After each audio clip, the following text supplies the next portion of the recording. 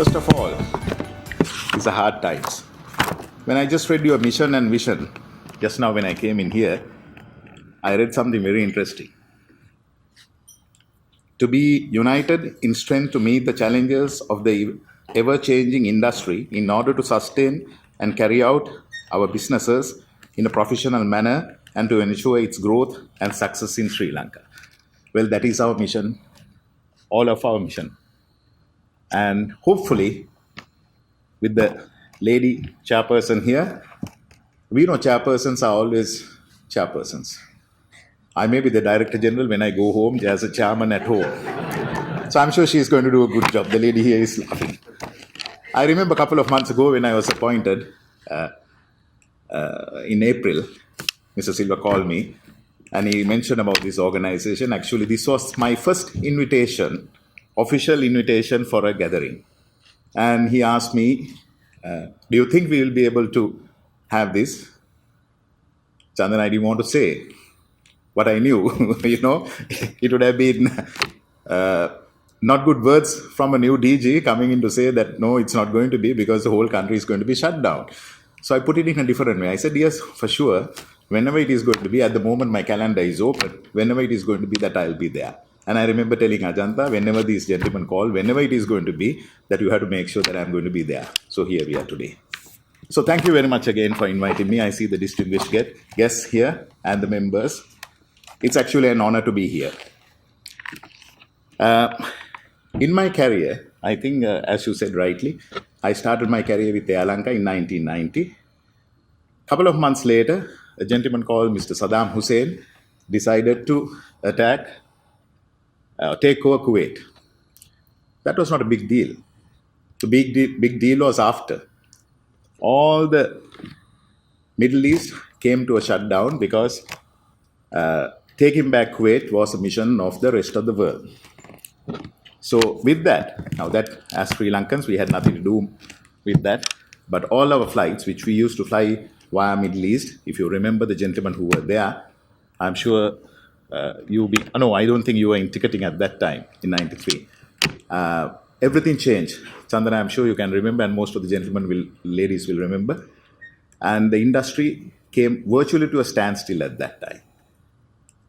The day Kuwait was liberated, the first day, liberated, when Iraq was attacked, the first day by the US forces, I remember in Amsterdam, I came for a flight. We came to operate a flight out of Amsterdam back to Colombo. And at the airport, luckily our aircraft had a problem. That was due to the aircrafts what we had. And it was not only for Sri Lanka, most of the airlines used to have the problems because the machines what we used to fly were not the best. So some unfortunate reason, we had to go back to the hotel, which became fortunate for us.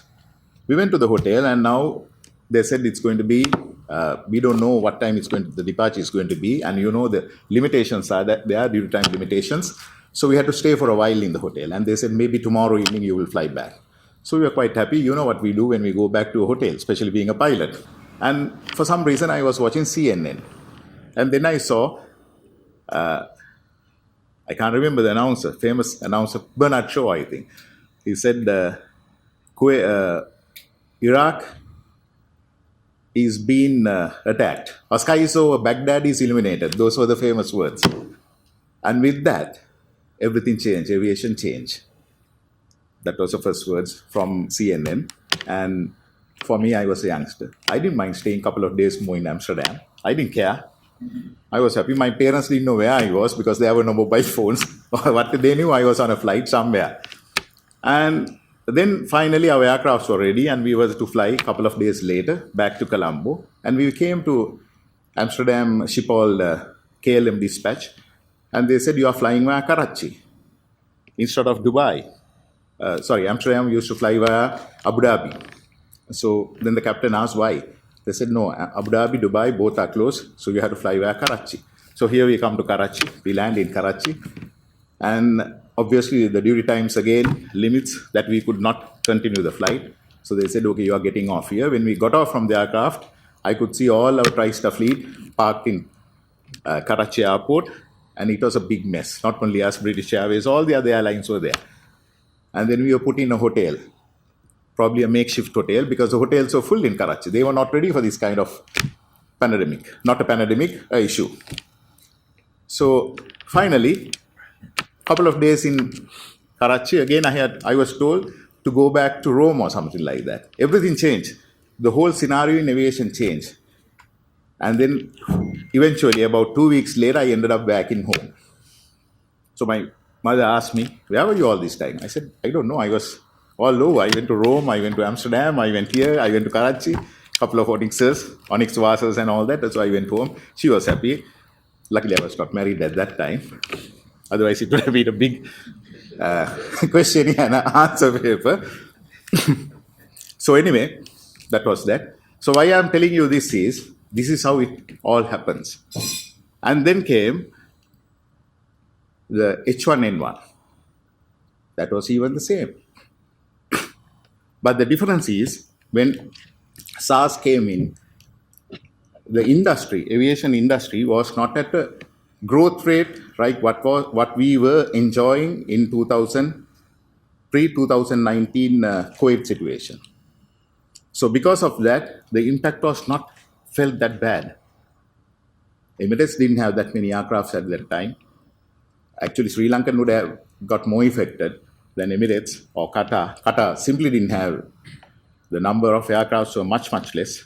Other airlines, there was no Indigo, Jet Air was not there. So most of the airlines were not there. So the impact was not felt this bad. But 2019, when this happened, I was in the prime action place. I was in Middle East. Action place in the sense where the dynamic industry is growing. And second to Asia, of course. And my own airline, the airline I was working for, we had planned to get, I think, 10 aircrafts, one after the other. So when I heard about the epidemic situation in China, I remember talking to our CEO, and I said, I don't think things are looking good. We better slow down. So he said, no, Captain, don't worry, this is in China. I said, no, this is in China. But remember, China has 1/3 the population. Nobody believed me. Some, of course, did. And then we could see the trend. Actually, Middle East was not affected initially. I'm sure the Middle Eastern airline GSS here will understand that and will remember that. But a couple of days later, or 2 weeks later, Iran started reporting about positive COVID-19 positive cases. With that, the whole Middle East started changing. And that was it. By that time, Sri Lanka was still safe because Sri Lanka, as usual, we have taken our precautions. The government of Sri Lanka did a fantastic job, I must say. And we were lucky. Actually, there was no outbreak in the country, serious outbreak. This is nothing compared to other countries. However, I ended up coming to Sri Lanka for a couple of days holiday and then ended up sitting in the DGCS seat. That's another story that we'll tell on another day. So, going back on these things, what I want to tell you all is, we have seen this organization is started in 1993, I believe. So I started my career in 1990, and I myself has seen situations like this. But this is the worst, I must say. This is simply the worst. But that doesn't mean the storm is going to continue. So what do we do normally? Me being aviator, I know a little bit about how clouds are being formed, storm clouds. Let me tell you that. First, due to some advection effect or water vapor starts moving up, then the cloud is formed, then it starts falling down somewhere. So COVID-19 was something like that. China was the time where the cloud was forming up. And we were happily going up and down here without umbrellas. We were not worried. Then it started raining. Luckily, government of Sri Lanka decided we better get umbrellas. So we saved. Some of the countries didn't, and they did not. And now we are in the middle of the rain. So we are ready with the umbrellas, and I believe we'll have to remain with the umbrellas for a while. But that doesn't mean it is going to be forever. So the good news here, with our strength, as your mission statement says here very well, and with the lady chairperson there, with all due respect to you, And I think we will get out of this. We will for sure. But how long we are going to wait, nobody knows. But how the smartness is how we are going to wait during this period. Before I finish, I would like to tell you something which I learned from cricket. Not when I played cricket, but long late. If I knew this, I would have probably played for the Sri Lankan team. But I didn't know this. Those days, our good coaches used to tell us, whenever you go into batting, they say, stay in the wicket, wait for the loose ball. So I was wondering, what is this loose ball is? Every ball is coming at my face or somewhere, so I had to hit. So every ball I was facing, I used to hit, and within a couple of balls, you get out. Then later, and that's why I never ended up in the Sri Lankan team. Anyway, long years later, when I was watching one of the international games, and Tony Greig asked Australian captain, I can't remember his name, he said, what are your plans about the Sri Lankan spin bowling? So he said, yeah, we are worried about Muralidharan and Chaminda Vaas. That is 20 overs. Our plan is to somehow stay in the wickets without losing a single wicket during those 20 overs. So then he said, how about the others? He said, no issue. I don't want to mention the other guys' names. It will be an insult to them. So, but I remember the names. He said, when so-and-so is bowling, I'm sure our guys can get the score. But if we will have to maintain our wickets, so this is the time all of us have to maintain our wickets and remain there. If we do, we will be the winner. Wishing you all the best, and for the country, and for the airlines, and for the industry. Thank you very much again for inviting me here.